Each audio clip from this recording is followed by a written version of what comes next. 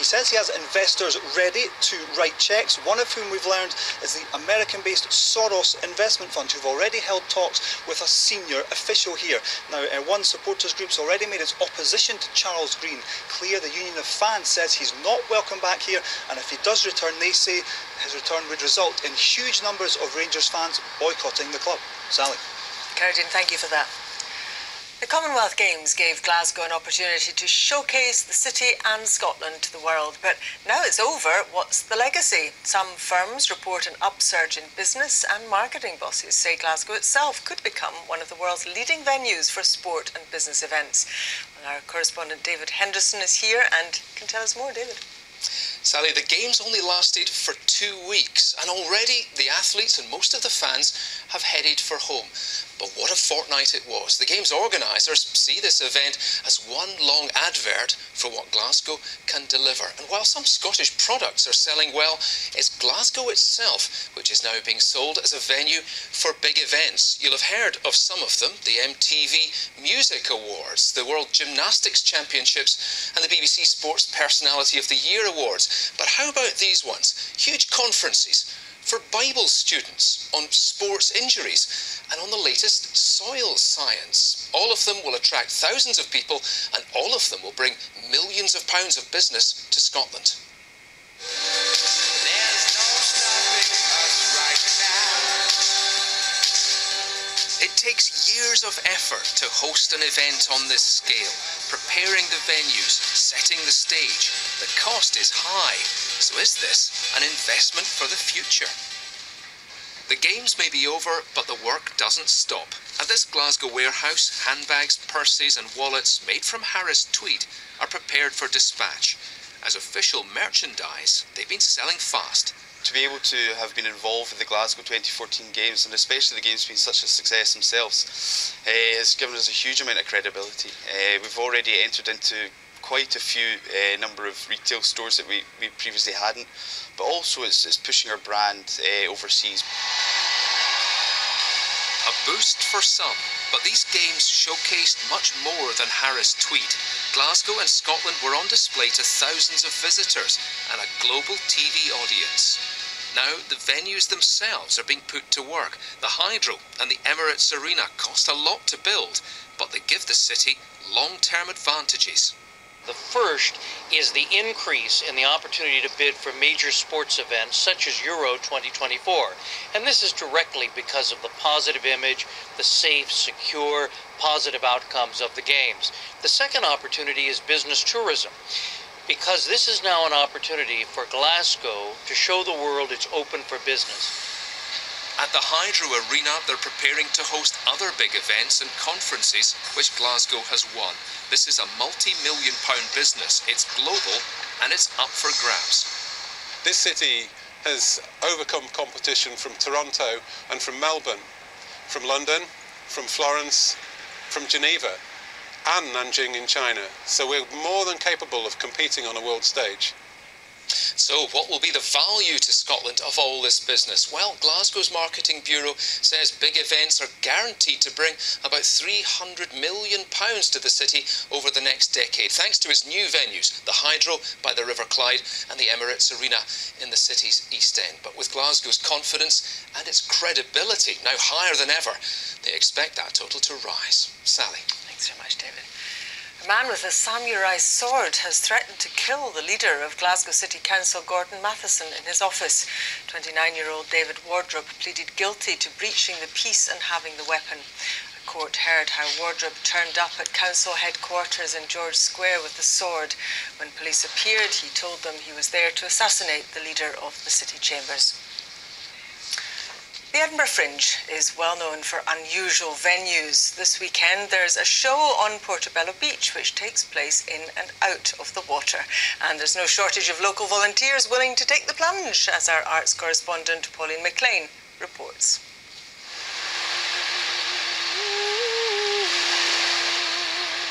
Part theatre, part music, partly performed in water. Already seen in Norfolk and San Francisco, a new beach in Portobello brings new challenges. Well, it's raining a little bit as we speak, so that's the first physical challenge. Of course, there is going into the sea as part of the piece. The weather that we have to contend with, wind, because there's both radio transmitted sound with some beautiful singing by Laura Wright and a composition by Jocelyn Put, but also live singing. So clearly wind is a factor in terms of making sure that we have sufficient volume for the audience to hear well enough. The show requires 40 volunteers to sing or swim, and there's no shortage of local people willing to take the plunge. The swimmers particularly, because we have a group here called the Wild Ones who go swimming in the sea every Sunday morning, so I believe quite a few of them were interested in it. Yes, we're in the elements. You know, a site-specific piece makes you get up and get out there, get up early, get into the water, get wet. But, you know, the people of Portobello have no qualms about doing all of those things, you know, with gusto. So we're really lucky to have 30, people joining us on this beautiful 100-metre long piece of rope at the edge of the sea.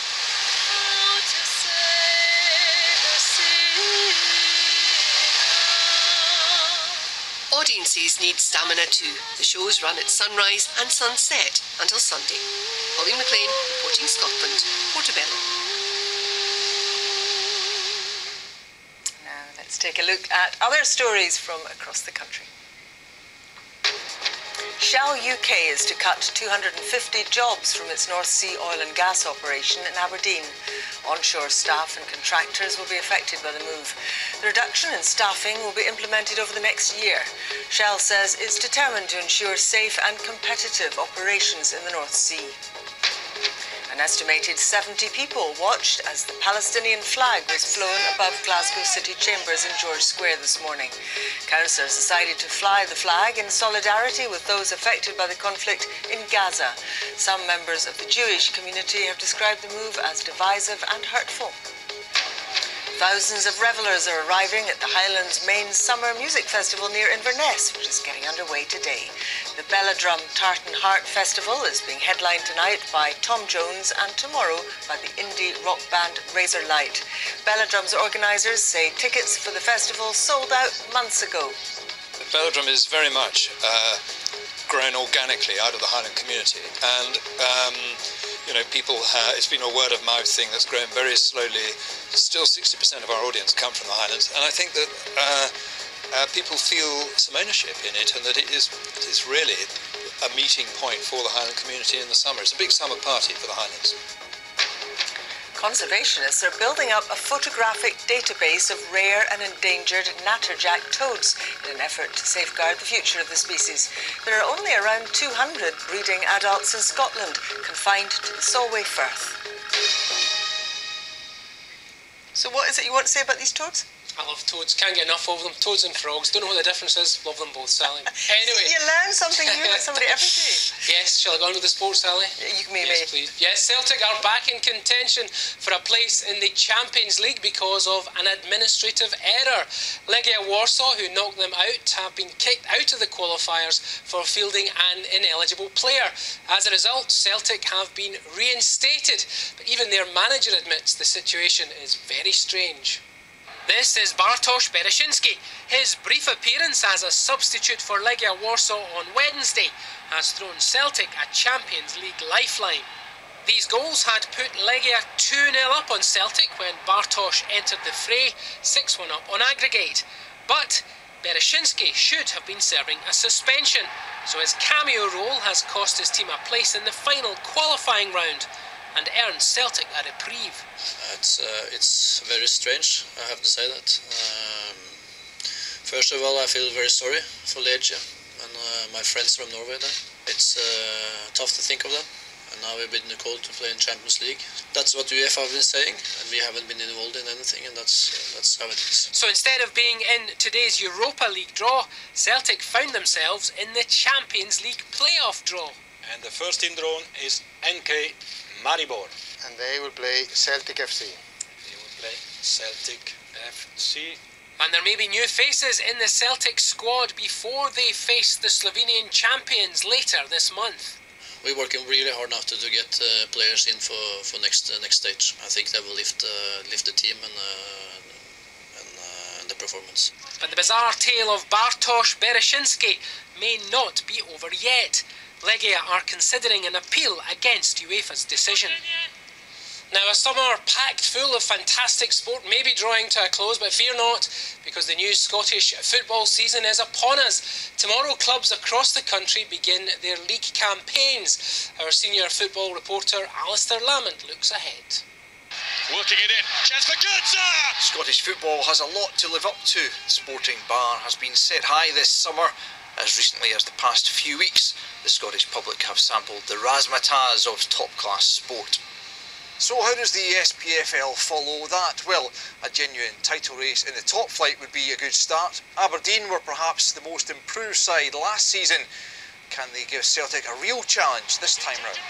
Turnover-wise and player budget-wise, Celtic will always be a multiple of what Aberdeen is. I think the important thing from our perspective is that we've got a squad of players there in a management team that go out wanting to and believing we can win every game.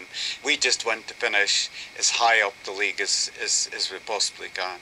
One area of genuine excitement last season was the battle to avoid the drop from the Premiership. This season's new boys, Hamilton Accies and Dundee, will be seeking to avoid that particular brand of excitement in the season ahead. We obviously want to stay in the league, we want to consolidate ourselves, but I think we want to try and aim higher. I think with the group of players that we've got, then their expectations will be higher also, and as myself as a manager, we want to try and finish as high up the table as we can.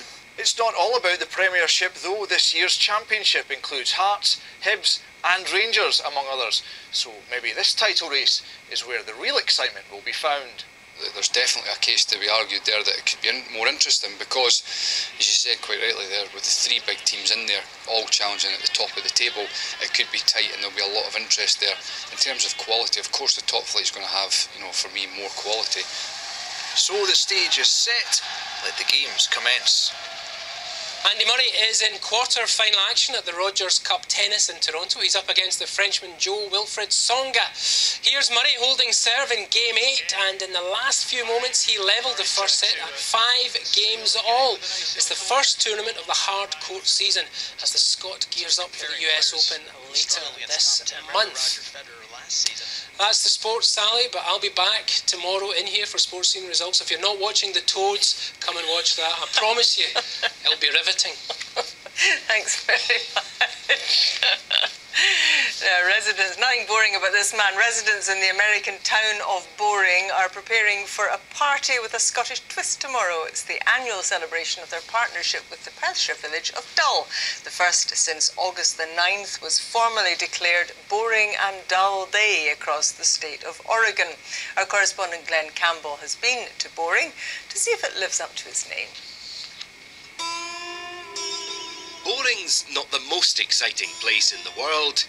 It's farming country near the city of Portland. Small town America, named after a big-hearted settler. Which one is the original Mr. Boring? William H., the one with the whiskers. He was the original. Boring's founder gifted land for the local school. His great-grandson lives in the town. Boring by name, boring by nature too? No, not really. It's, Dad used to say it was a name, not a condition, and it pretty much is. There's always something going on around here. You can try the not-so-boring bar. Hunt for a boring bargain, or sit back and watch the boring grass grow. Interestingly enough, Boring now has its sign-up making its partnership with Dull official, and the Governor of the state of Oregon has signed a proclamation declaring August the 9th Boring and Dull Day across the entire state. In this town, that's a cause for celebration. We're planning our second ice cream social in the park on August the 9th. It'll be a time for our community to get together. We'll start off with bagpipes, then we'll also do some traditional American folk singing, and then we'll have a band to finish out the evening. But nothing too exciting, right? No. It seems Dull has made Boring a bit more interesting. But there are limits.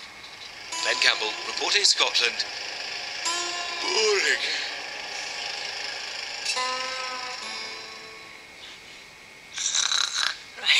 Chris is here now with a very exciting weekend weather outlook. Very lively indeed, Sally. Thank you very much. Hello there. Lively weather today, actually. A number of thundery downpours pushing their way south to north through the country. We still have a few more to come, so a Met Office yellow be aware warning is in force. Here they are, pushing their way up from the borders through the capital up towards Fife and Grampian, and expect some difficult conditions on the roads for a few hours. They do clear away, and most of the mainland is dry overnight. Still a bit damp across the northeast and the northern Isles. Temperatures in towns and cities holding up into double digits. Now tomorrow, it's looking good. The last couple of days we've been talking about this area of low pressure out in the North Sea, and we think it's going to stay there, which means generally a dry and bright day for most. Yes, there will be one or two showers around, but on the whole, Saturday's looking good. Some bright and sunny weather, maybe one or two light passing showers. That rain though, well, it is moving up towards the Northern Isles, so not quite sunny and dry for you, in fact pretty wet. But for most of the mainland and the Hebrides by mid-afternoon, pleasantly warm, temperatures in towards the high teens, maybe 20 Celsius, always that bit cooler around the coast, and a breeze from the southwest. But perhaps just staying a little bit cloudy across the northeast of Aberdeenshire and Caithness, and certainly pretty wet for Orkney and Shetland, and the winds strengthening here as we head through the day too. So, for hill walkers and for climbing, it's not too bad. There will be some bright or sunny skies around, maybe one or two passing showers, and winds generally from the southwest across western ranges. In the east, once again, the risk of one or two light afternoon showers, but some decent bright sunny weather to contend with too. And on the inshore waters in the southwest, where we're looking at a southerly force 3 veering force 4 northwest by the afternoon, with slight seas and good visibility. And over in the east, around the Firth of Forth, well, to start with, it's a force 5, but generally through the day, it's a westerly backing southwesterly force 3 to force 4, slight seas, good visibility. That rain still with us for the Northern Isles, elsewhere largely dry, but a feed of showers pushing in towards the southwest coast by the end of the day. Still with us come Sunday, and Sunday is a cloudier day with a number of heavy showers. Temperatures once again high teens. That's only half the story, because all week we've also been talking about the remnants of Hurricane Bertha. No longer a hurricane, but wet and windy all the same, pushing across central England in towards the North Sea. Could well give us a glancing blow late on Sunday, wet and windy weather still around come Monday, but its track, its position, it's not concrete. It could still come further west, and if it does, that means a very wet end to the weekend across many parts of the country. The good news though, Saturday at least, tomorrow, it doesn't look too bad. Make the most of the sunshine if you have it. Sally. Thanks very much, Chris. Now a reminder of tonight's main news.